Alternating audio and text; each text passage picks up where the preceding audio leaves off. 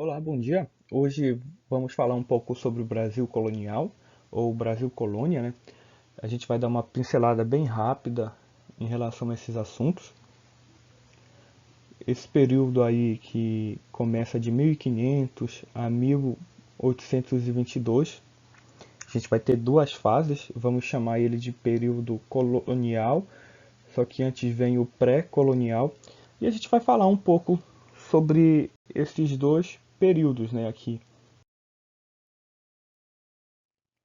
Bom, o período pré-colonial, ele vai de 1500 e termina em 1532.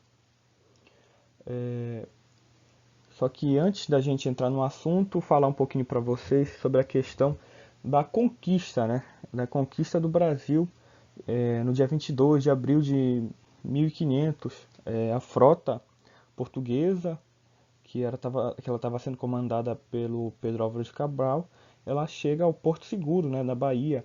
Então aí a gente vai ter esse primeiro contato com, com os indígenas. E claro que aí vai ter troca de sorriso, trocas de presentes. Vamos ter também a questão da primeira missa, que vai ser celebrada no Brasil. E também dizer sobre uma perspectiva que a gente aprende na escola, né? Sobre a descoberta do Brasil. E aí fica aquela questão no ar. Mas será que o Brasil foi realmente descoberto? Porque já havia, né, habitantes aqui. São mais de 70 milhões de tribos indígenas, né, pelo território brasileiro inteiro. E fora também que a gente vai ter essa perspectiva eurocêntrica, por isso que eu gosto de chamar de conquista, né, de Portugal. E fora que também a gente tem relatos, né, e documentação de que Pedro Álvares Cabral não foi o primeiro a chegar aqui, mas sim o Duarte, né? O Duarte Pacheco. Tem documentos de 1498 que relatam a vinda deles para o Brasil. Esse período pré-colonial, a gente pode dividir, a gente pode dividir ele nessa primeira parte e também classificar ele como um período que não há ocupação portuguesa. Ou seja, eles descobriram, né, o Brasil. Só que nesse período ainda não tem a questão da colonização direta. Nesses 30 primeiros anos, a gente vai ter expedições, né, que vão vir aqui para o Brasil, expedições para, para desbravar o território, né, para conhecer ele, e as expedições de guarda-costa para proteger ele, mas aí a gente vai falando mais para frente. Bom, nesses 30 primeiros anos, o Brasil ele fica sem um controle de Portugal, justamente porque no relance, assim, quando eles chegaram, não houve a descoberta de metais preciosos. E Portugal também, ele estava interessado pelas especiarias, né, indianas, que esse comércio era muito lucrativo. Então, Então, eles estavam com o objetivo voltado para isso naquele momento assim. E como eu falei, né, sobre a questão das explorações para conhecer o território, as expedições de guarda-costa para proteger eles de invasores. E aqui no slide a gente vai falar um pouco sobre a questão do extrativismo, né, do pau-brasil, do escambo, da mão de obra indígena, a exploração litorânea e algumas feitorias também que a gente vai a gente vai aprender o que são eles, né? O pau-brasil, como todo mundo sabe, né? Essa árvore também que dá o nome à nossa nação. Naquele primeiro contato que eles têm, a troca e tudo mais, como não houve a descoberta de metais preciosos, o único meio de Portugal, vamos dizer assim, de manter essa terra, principalmente, foi a questão do extrativismo, né, do pau-brasil. essa árvore aí também, que ela vai servir para questão do tingimento de tecido e a confecção de objetos de madeira e entre outros também, né? O escambo, gente, o escambo vai ser a troca de objetos, né? De ferramentas em troca desses serviços, né? Que vão ser prestados, porque Portugal ali não veio frotas, né? Para cá, para trabalhar aqui. Então, eles fazem essa amizade com os indígenas, como eu sempre gosto de dizer, né? Nos primeiros anos é só paz e amor. Paz e amor.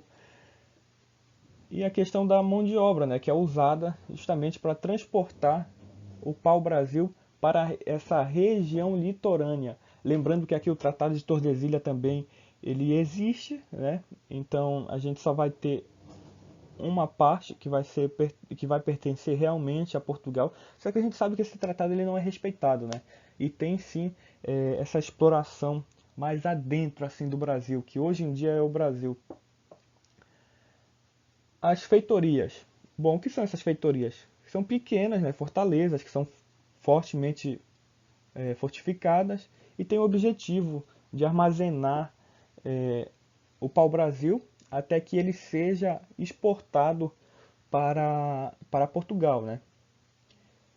E fora que ela ficava na costa litorânea ali e tinha esse objetivo também, né, da segurança, né, de dar segurança a esse território, mas o objetivo dela principal era armazenar e exportar para Portugal o pau-brasil. Bom, dando seguimento, a gente vai ter o período colonial, né, que vai de 1532 a 1815. Ué, mas lá no outro slide está falando que vai até 1822. O porquê isso? Esse período de 1562 a 1815 é quando o Brasil ele é levado já ao posto de, de Reino de Portugal, né? Reino de Portugal e Alvares e algum negócio que eu não estou lembrando agora nesse momento. Mas nesse período aí, como vocês estão vendo aqui no slide, a gente vai ter uma mudança de postura. E aí sim a gente vai começar a questão da colonização do Brasil agora. Essas mudanças de postura que eu digo, vai, elas vão se render justamente por conta da invasão estrangeira, né, dos franceses, dos espanhóis, que constantemente faziam expedições para cá. E o objetivo principal é de ocupar para não perder, né? Portugal, depois Portugal ele vê o tamanho, né, de extensão territorial. E fora que aqui também, quando eles chegaram, eles ficam impressionados, né, pela fauna e a flora. Principalmente que eles chamam a terra dos papagaios. Homens que entravam na floresta e aí viam pessoas, né? Pessoas não, escutavam vozes, e aí muitos até ficaram com medo. E aí depois vão descobrir a beleza, né, que tem nas florestas. E fora que também aquele período a gente já vê uma queda assim do lucro, né, de especiarias. Não que Portugal deixa larga de mão, né, o comércio das especiarias, mas tem uma redução. A gente aí já sabe um pouco para que serviam essas especiarias e essas batalhas. E aí eu até brinco assim, a pessoa vem e ainda coloca sazon, né, na comida. A pessoa coloca sazon na comida e aí teve guerras por causa disso, né? Guerras para essas rotas que levavam as Índias. Bom, mas brincadeiras à parte. E aí também, depois, tem a criação das capitanias hereditárias.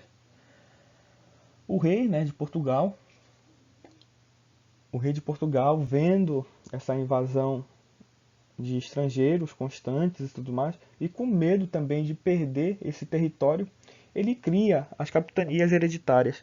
Hereditária já diz, né, gente? Ela vai ser passado de pai para filho, de pai para filho. E aí quem é que recebe esses esses lotes, né, de extensão territorial, porque são lotes, né, hectares e hectares de terra. Vão ser os nobres portugueses, né, que vão ser conhecidos como donatários. E o principal objetivo que Portugal oferece essa terra é porque, primeiro, que eles não tinham dinheiro para financiar a colonização aqui. E aí eles deixam esse papel da colonização para esses donatários, para esses nobres, que vão ter o objetivo principal de investimento naquele local para prosperar e tudo mais. E os direitos dele vai ser a questão da proteção, né, desse local e da segurança. E claro que ali o gerenciamento e fazer eclodir o comércio naquele local. E fora que também eles não saíram perdendo, tinha muito trabalho, tinha, mas aí todo o lucro que era feito naquele local ficava para o nobre, né, para o donatário. E aí nem Portugal e nem o dono saía perdendo. Só que aí a gente tem um fracasso, né, nessas capitanias, nas capitanias hereditárias. E com esse fracasso, a gente sabe que só duas, né, conseguiram alcançar o objetivo, alcançar o alcançar atingir as suas metas, que foi a de Pernambuco e São Vicente. E só que o governo geral, ele é implantado agora, só que aí ele não vem com o objetivo de substituir. O pessoal sempre se confunde com isso e às vezes tem pegadinha em prova. Só que aí o governo geral ele não substitui as capitanias hereditárias, mas sim ele vem para garantir que essas capitanias voltem a prosperar e ter um auxílio, né, diretamente com o governo português. E as câmeras também, né, as câmeras são fundadas naquele momento. Mas aí as câmeras vão, esse poder, né, também ele vai ser mais para as questões locais, assim, como resolver problemas das vilas. E também quem tinha os direitos de participar dela eram os nobres, né, os donatários. E aí que vão reger toda ali aquela questão local. Aquela questão local. É,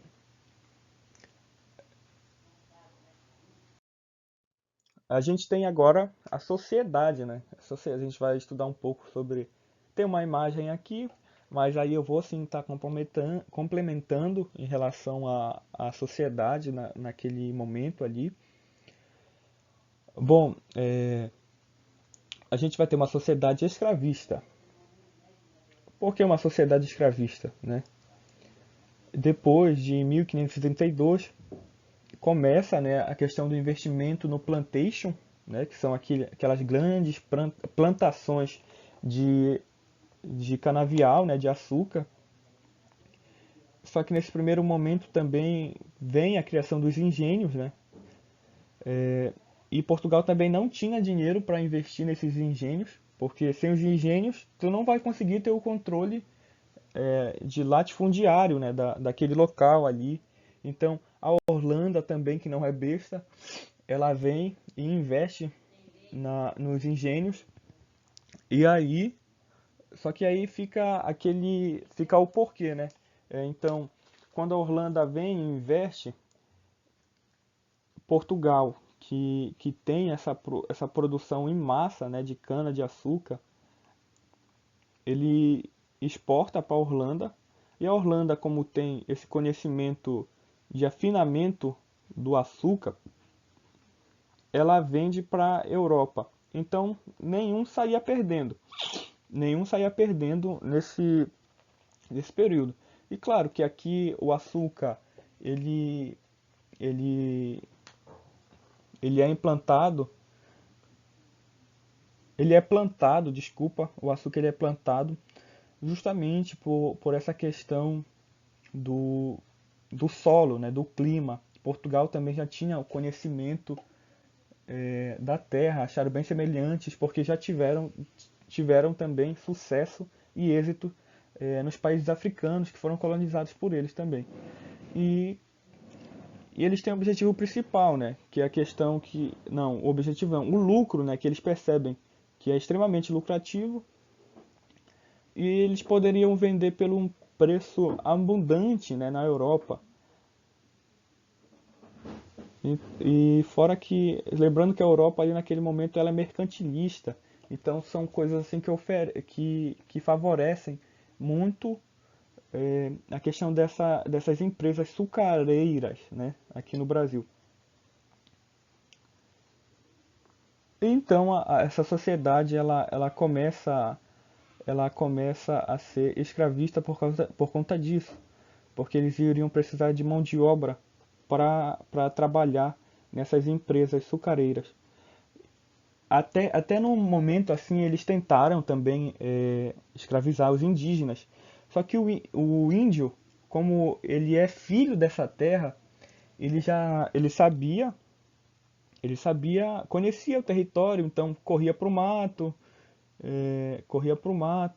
E fora que também eles vão, Portugal ela vai ter uma briga com a Companhia de Jesus, porque quando a Companhia de Jesus ela sai da Europa e vem para cá, ela vem com o objetivo de catequizar esse indígena. E fora também que a igreja baixa o decreto, ela fala, não, aqui vai ser proibido aqui vai ser proibido escravizar o nativo da terra.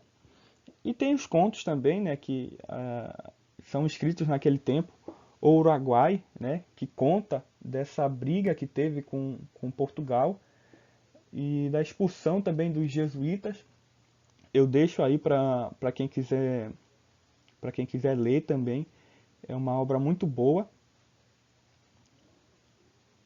É, a gente tem uma data, né, que específica que começa a questão dessa obra escrava, né, que é 1532, que começa a questão da plantação desses engenhos de açúcar e tudo mais. Só que a igreja também, naquele período, né, na Europa, ela está passando pela reforma protestante, então a igreja está sendo atacada, então ela vai o que? Atrás de busca de novos fiéis, né? De converter novas pessoas. Então ela teve um papel importante nesse período. E lembrando que são quase 30 anos, né, de escravidão. O outro tópico aqui é a questão da sociedade patriarcal, né? Eu gosto muito de falar da uma historiadora brasileira, que é a Mari Del Priori, né? Ela, quando eu li em relação a isso, ela vai falar, ela tem obras, né, livros que falam sobre essa sociedade que é patriarcalista, falando também um pouco sobre a vida pública e privada dessa sociedade. A sociedade é patriarcal porque são homens, né, que tomam o controle. A gente fala que ela é patriarcal e aristocrática. E então são homens que governam, né? A gente não vê muito papel da mulher, a gente vê a, a gente vê muito a questão da submissão da mulher. E essa sociedade que vai ser monocultora e latifundiária? Monocultora é porque a gente vai ter aqui a questão de um produto, né? E quando a gente fala de latifúndio é porque é muito. E a cana-de-açúcar estava no topo aqui, né? E fora também, não vou dizer que a sociedade ela não comia só açúcar, né? Aqui a gente tinha a pecuária, os bois, né? E aí o couro do boi servia para fazer a questão de sapatos, confeccionar roupas e também a gente tem essa exportação também. E, e é isso.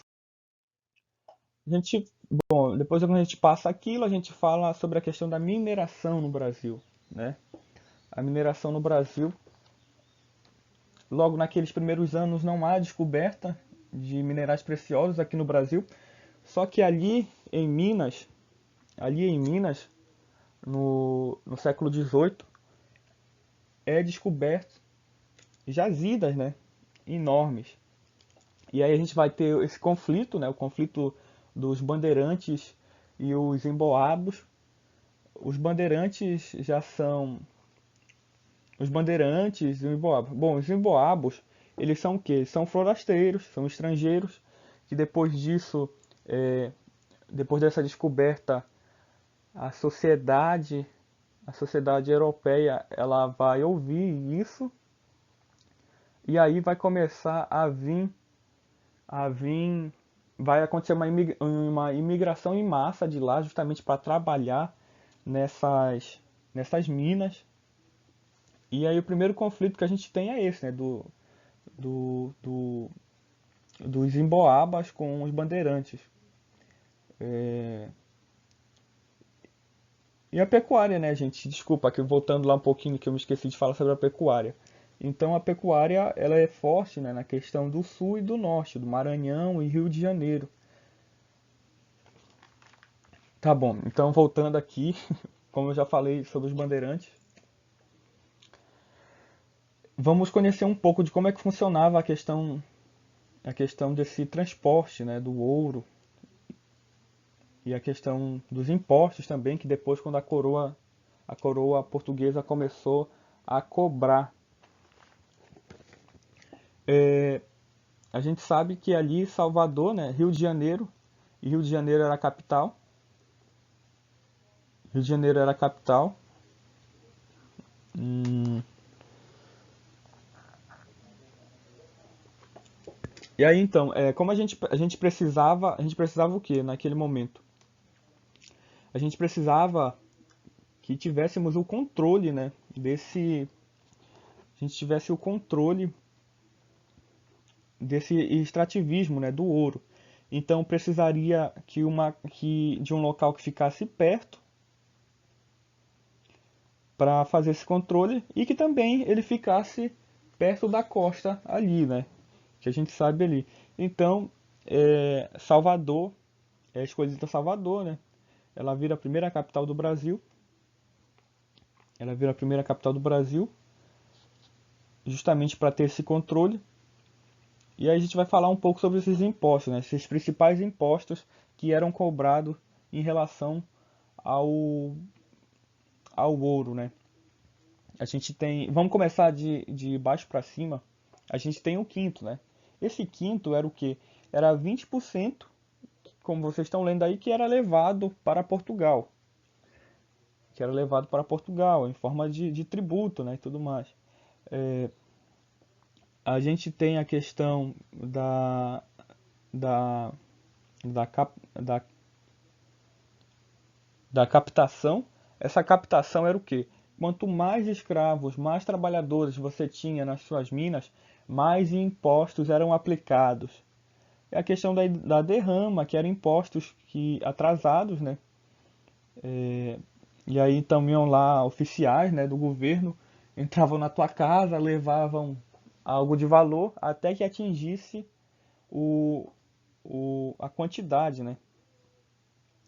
Fora que também não está aí, mas tem a casa da derrama, né, da fundição, que, que serviam justamente para isso, para esse controle, que a gente sabe que teve muito furto, né? Furto de ouro e também contrabando de ouro. Então essa casa de fundição era justamente para isso. E lá sim que acontecia a aplicação desses impostos, né? A, essa casa de fundição ela transformava o ouro em barras, né? E assim garantia um controle maior e também era colocado os selos e tudo mais.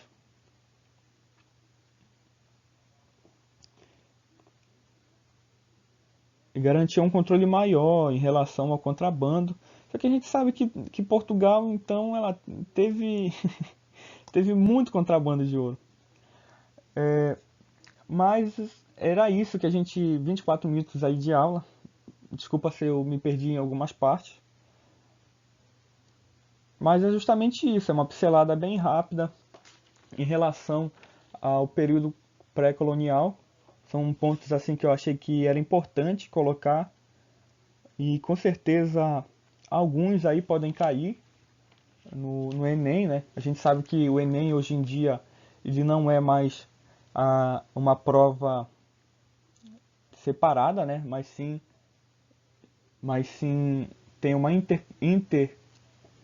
participação das disciplinas em si. Às vezes a gente não sabe diferenciar o que é geografia de história, mas e vice-versa, só estudando mesmo para a gente ter essa compreensão. Gente, é isso. Muito obrigado e até a próxima.